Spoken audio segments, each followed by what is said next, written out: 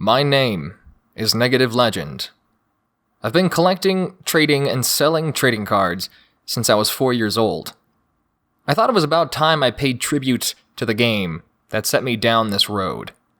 I studied, interviewed, and learned everything I can about this community and its history. Now, I think I'm ready to share it with you. It's time to duel!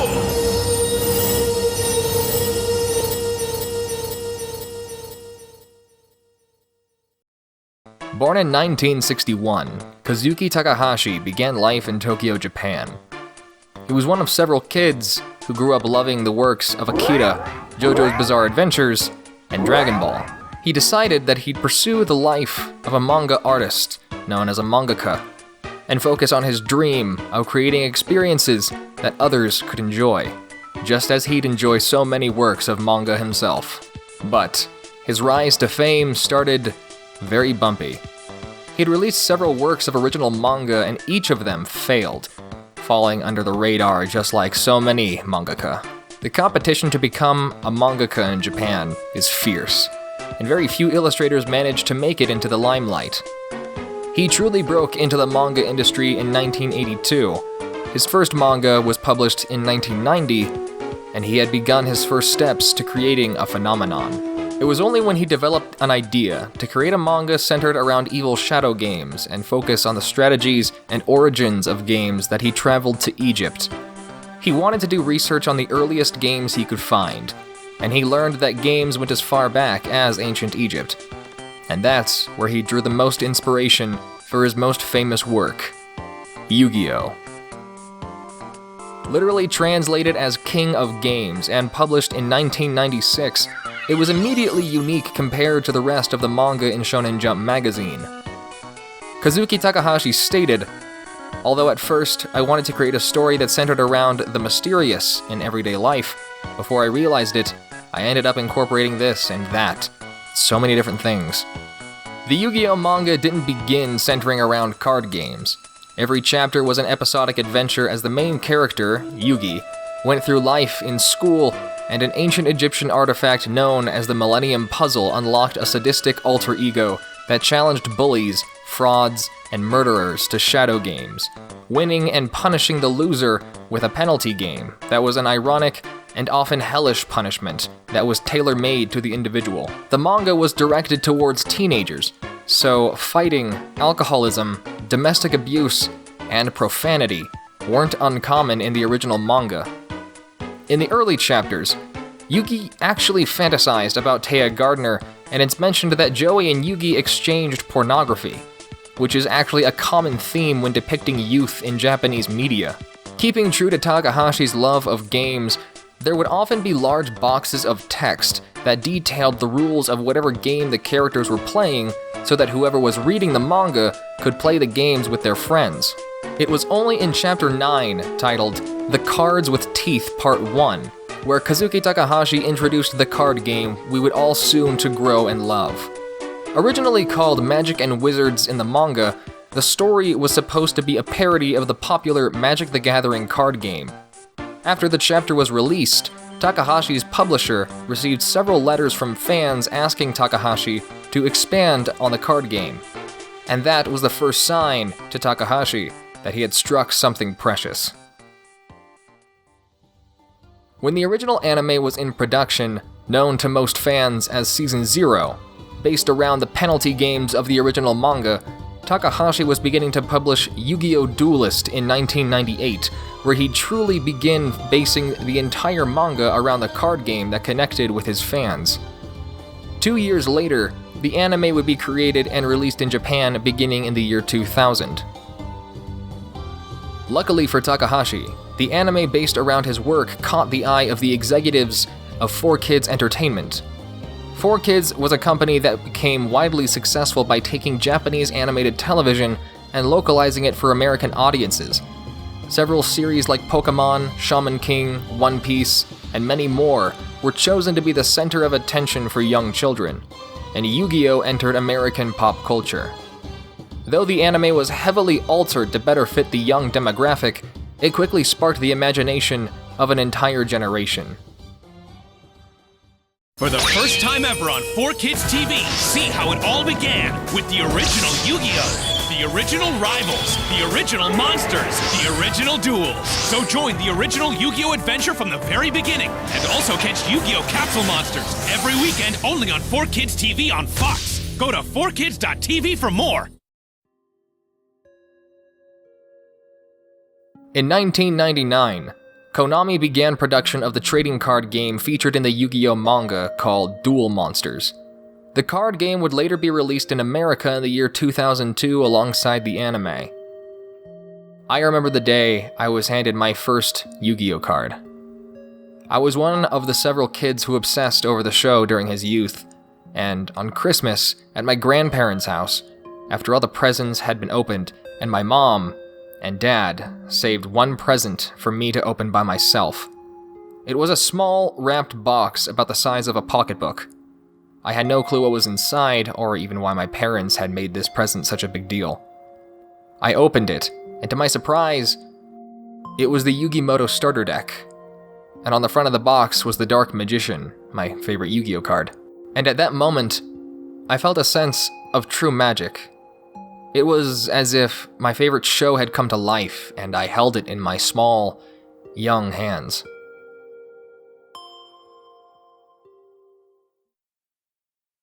The Yu-Gi-Oh card game was first released in Japan, simply called Volume 1. The cards were made to resemble sandstone, and the layout of the cards were very different from what it is today. In America, the first expansion, The Legend of Blue Eyes, compiled certain previously released Japanese sets and translated them into English. These cards began a pop culture change for elementary and middle school students in the United States. Yu-Gi-Oh would soon become one of a trifecta of influential card games. On the playgrounds of schools, children were trading Yu-Gi-Oh, Pokemon, and Magic the Gathering cards. Currently, these are the three most well-known card games in the world. In Japan, the success of both Yu-Gi-Oh!, Pokemon, and Magic the Gathering sparked several other game enthusiasts to create their own card games, each with varying success. Currently, card games in Japan has become so flooded in their market that it's slowly become a bad joke. Brand new card games are released and die every single year, each of them hoping to break into the trifecta, yet none have come close. One of the many and more creative ways to attain Yu-Gi-Oh cards is in Weekly Shonen Jump magazine. The way manga is released in Japan is through episodic chapters released in a magazine that anyone can buy from bookstores or convenience stores. Ever since Yu-Gi-Oh laid the foundation for card game manga, each issue would have an exclusive card that could only be attained through the purchase of these magazines. Shonen Jump eventually decided to pull its magazines from American audiences, but still release the volumes, or omnibuses, that compile several chapters of the publications from the magazines. These also have exclusive cards within, but only for the first printing. When I was a kid, I had always wanted to go into a card shop, like I'd seen in the show and video games of Yu-Gi-Oh! I thought it was stupid. I thought no one in their right mind would ever make an entire shop dedicated to just trading cards. Then I met someone who told me it was a real place.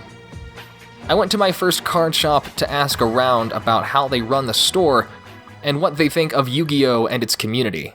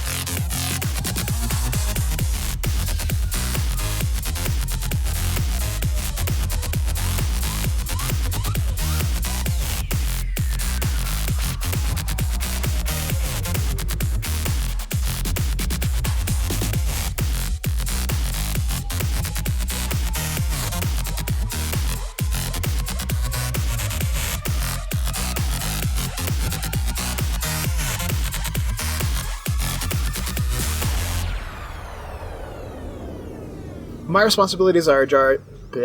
responsibilities as a judge are making sure that the event runs smoothly, that players and card interactions all work in a way that kind of no one's really arguing about it. The process of becoming a judge is pretty easy. All you got to do is go onto the Konami website or Google for the judge test and take it, and hopefully you pass it. You've got more than one opportunity to take it, so feel free. There's also a level 2 judge, which you can take just by going to a Konami sanctioned event. Deciding to become a judge came pretty easy when I realized that, first of all, I knew card interactions better than a lot of people, and that I could facilitate the process of the event as a whole, not only for my TO, but for my fellow players. Being a judge can be more rewarding than a regular player. You get to help out people, and you do get some pretty good prize support as well, which is kind of nice, but it does come with its hard parts as well. The most serious issues you face when dealing with another player or interactions tend to be just players getting mad at you. It's pretty easy to deal with a player who during a turn or during a card interaction asks for a ruling question, and then they're pretty unhappy, but they drop it and leave it. But it's kind of hard to deal with someone who's just persistently mad at you or persistently arguing with you, especially when they're wrong. It's pretty easy to deal with if you're kind of shaky on your answer, but if you just know they're wrong, it's impossible. I've judged countless locals. I'd say about 10 regionals as an assistant head judge. What appeals to me most about the card game is how freeforming it is. There's no resource system to hold you back. I've played quite a few different card games, and really the thing that's holding you back in Yu-Gi-Oh! Is the number of cards in your hand. I've always really disliked having a mana system or anything that's kind of resource limiting. So Yu-Gi-Oh! Doesn't have that, Yu-Gi-Oh! Doesn't have that system, so it really helps out to just do anything you can. I hate the feeling of drawing a card and not being able to play it. I don't think there's anything wrong with the game itself. I think the biggest issue is the way that Konami handles ban lists. I think it's really unfortunate that we get told the ban list will be no sooner than this date, and then you're kind of just stuck waiting until they tell you, oh, it'll be here or it won't be here. And we had periods last year where we went 6 months without getting a list. That was crazy. But the game itself, the way that the game is played, I don't think there's any problem. I've been playing for probably around 10 or 15 years, and decks have always been crazy. There's always going to be a best deck. You can't really fix that, right? Oh, snazzy. Alrighty, so I've been playing Yu-Gi-Oh! For about 15 years. The deck that I am currently using right now is a deck called Altergeist, where I play a bunch of traps and essentially try and stop the opponent from doing anything. I have been to a tournament. In fact, I'm at one right now. It's an OTS where I hope to get my invite to Nationals of next year, but there are just locals, YCSs, all kinds of things. I've been to a few YCSs as well. I play Yu-Gi-Oh! About every week, if I can. They have the locals every Friday, and then Saturdays are tournaments. The first tournament I ever went to was back in 2013, which I guess it's a lie that I've been playing for 15 years. 2013 would have been 9 years. Maybe. I can do math. 15, 13, 15. I was right the first time. So, I have been playing for 15 years, and the first tournament I went to was back in the summer of 2013, and I was playing Madolches, which are still my favorite archetype because they're just really cute, and they have a really fun game mechanic. The thing that I like about the game the most is the deck building and the whole outplaying your opponent, the whole mind games that go into it. I just mind game one of my opponents just now, and they end up winning, so being able to mind game people is a lot of fun. I believe that there are some issues with the game, but those issues come from the community, because the community it can be pretty toxic. There are some people that like to help and want to grow the community, of course, but of course you have the trolls that make everything harder for literally everyone else. There's also an issue with Konami sometimes where the players want something and Konami fails to deliver almost every single time. This current ban list is kind of an example of that, where they should have hit a card but didn't. But even though they didn't hit it, they hit a different card, which still ends up helping it out. So it's kind of weird how that ended up happening.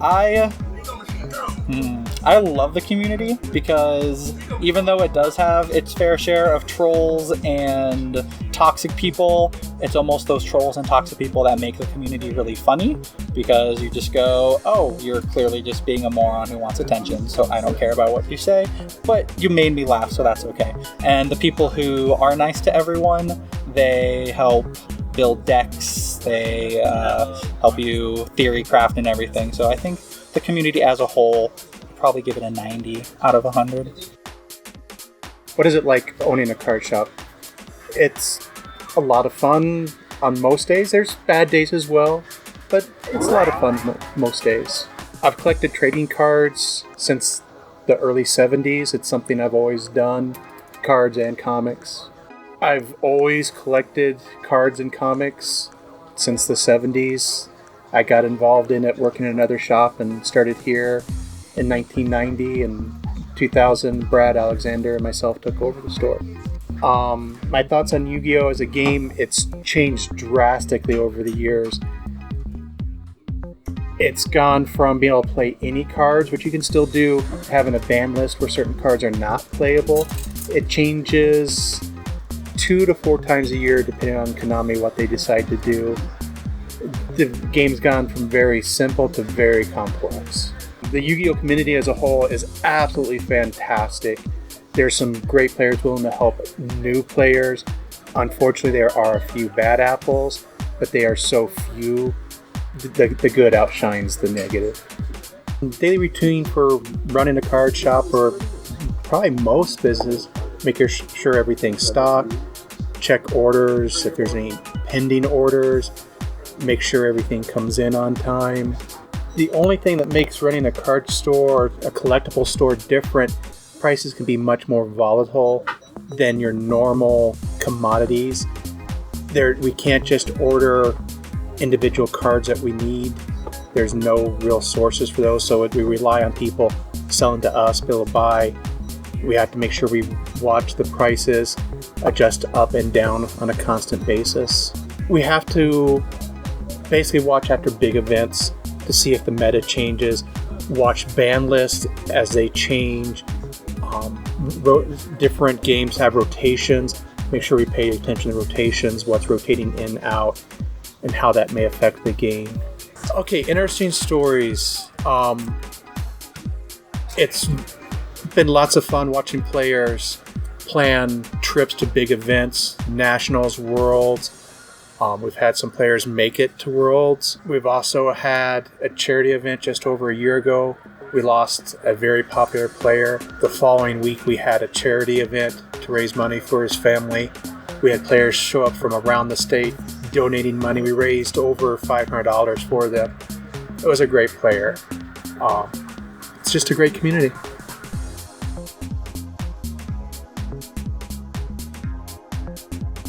Through the early years of Yu-Gi-Oh!, Takahashi could see the dangers of the competitive scene within the card game community. There's an issue with card games to easily develop a toxic environment, ruining the fun and purity of the game. So to help combat this, Takahashi stood against the Yu-Gi-Oh! Championship Series, the world tournament held every year, from having a cash prize, instead favoring exclusive cards, playmats, and other material prizes. This philosophy hasn't been changed since the rule was set in place. No cash prizes. That has been an issue for lots of people. I'm not necessarily one of them, because you may not be getting cash directly, but you're getting cash in a different way with prize cards that sell for thousands of dollars and PS4s that you can resell if you already have one like I do. So the cash prizes sure be nice, but I feel like the prize support they give right now is pretty good. One of the strange and sometimes controversial topics surrounding the card game is that no artist is credited for the artwork. In every other card game, the artist can be found in one of the corners of the card, but for some reason, that isn't the case with any Yu-Gi-Oh! Card. It became such an oddity. There were some people who believed Takahashi created every piece of artwork for every card, when this was untrue. The reason behind this decision is unknown, and some argue that the artist should be credited out of respect to the artist. Personally, I agree with this idea, but I doubt they'll change it since they've been getting away with it for 20 years.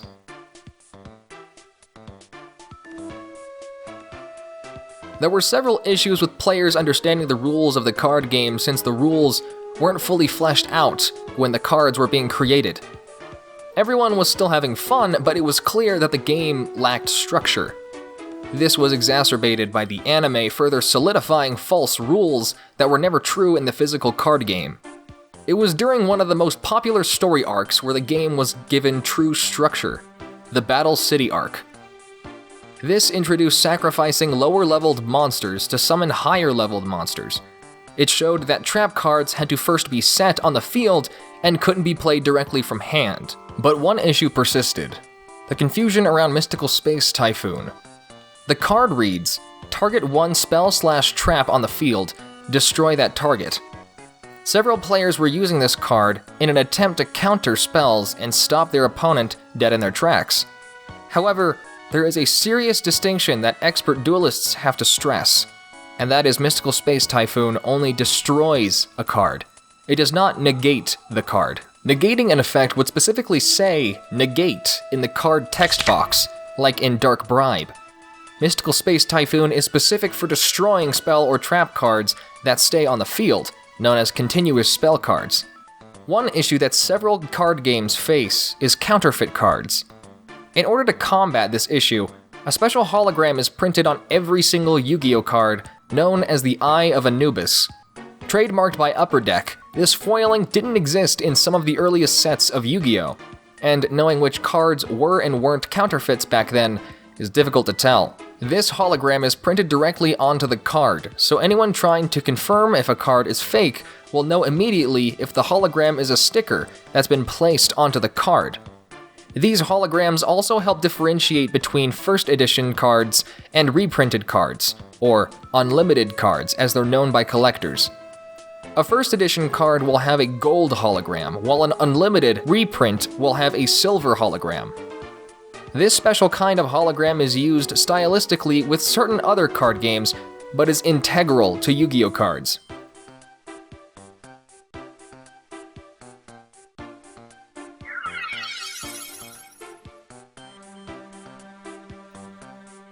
There is a small amount of people who make original cards, or Orica for short. These, at first, seemed like an attempt to create fake Yu-Gi-Oh cards. However, it became clear that wasn't the case. The one distinction between counterfeiters and Orica is that Orica never attempts to convince another person that it's a real card. Orica is purely devoted to experimenting with the possibilities of Yu-Gi-Oh as a game and with the card design. Often, people will purchase original cards when a player is on a budget and they can't afford the real version of a card, so they use the original card as a proxy.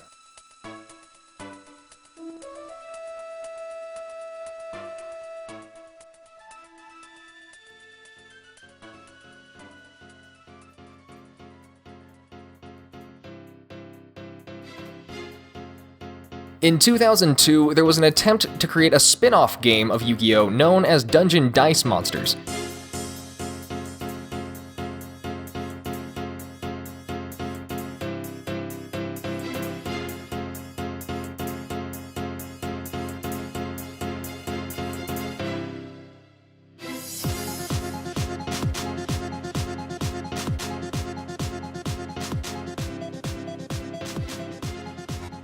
In the manga and anime, a character known as Duke Devlin, or YuGiOh, creates a game where both players roll dice, and depending on what they roll, summon monsters while the die unfolds and becomes part of a board, creating a dungeon similar to a tabletop RPG. A physical version of this was released with expansions, dice, and figures for players to play with. However, it wasn't seen as anything more than an excuse to purchase figures of the Duel Monsters from the anime, and was quickly dismissed by the players as they went back to focusing on the card game. Instead, the very next year, a video game created for the Game Boy Advance was released and is considered one of the more unique installations to the Yu-Gi-Oh! Video game library. Everything worked fine for several years, but something as large as Yu-Gi-Oh! Couldn't stay smooth forever. In 2008, Konami, the legal owners of Yu-Gi-Oh!, filed a complaint with Upper Deck, the distributors of the card game, beginning what was known at the time as the Dark Age of Yu-Gi-Oh!